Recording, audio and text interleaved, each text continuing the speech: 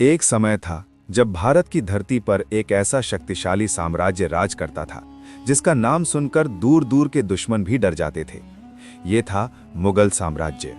एक ऐसा साम्राज्य जिसने सदियों तक भारत की राजनीति, संस्कृति और वास्तुकला को गहराई से प्रभावित किया। लेकिन हर शक्तिशाली साम्राज्य की तरह मुगल साम्राज्य की भी एक शुरुआत हुई और एक अंत भी। आज हम जानेंगे मुगल साम्राज्य के उदय और पतन की पूरी कहानी। मुगल साम्राज्य की शुरुआत हुई वर्ष 1526 में, जब मध्य एशिया से एक साहसी योद्धा भारत की ओर बढ़ा। उस योद्धा का नाम था बाबर।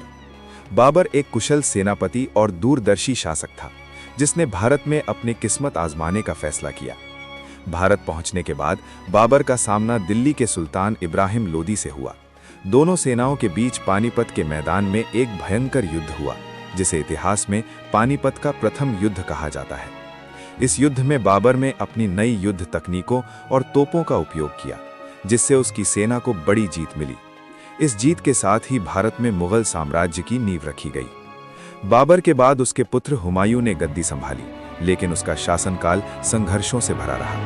उसे कई बार अपने दुश्मनों से हार का सामना करना पड़ा और कुछ समय के लिए उसे भारत छोड़कर जाना भी पड़ा। लेकिन मुगल साम्राज्य की असली ताकत सामने आई बाबर के पोते अकबर के शासनकाल में। अकबर केवल एक महान योद्धा ही नहीं, बल्कि एक बुद्धिमान और दूरदर्शी शासक भी था। उसने अपने साम्राज्य को मजबूत बनाने के लिए कई महत्वपूर्ण फैसले लिए।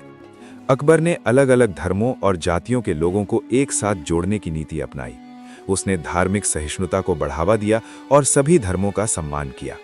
इसी कारण उसे जनता का भरपूर समर्थन मिला और उसका साम्राज्य तेजी से फैलने लगा। अकबर के समय को मुगल साम्राज्य का स्वर्ण युग माना जाता है। इस दौरान कला, साहित्य और वास्तुकला ने नई ऊंचाइयों को छुआ। अकबर के बाद उसके पुत्र जहांगीर और फिर शाहजहां ने सत्ता संभाली। शाहजहां का नाम इतिहास में विशेष रूप से उसकी भव्य इमारतों के लिए जाना जाता है। वो कला और वास्तुकला का बहुत बड़ा प्रेमी था। इसी दौरान दुनिया की सबसे खूबसूरत इमारतों में से एक ताजमहल का निर्माण हुआ।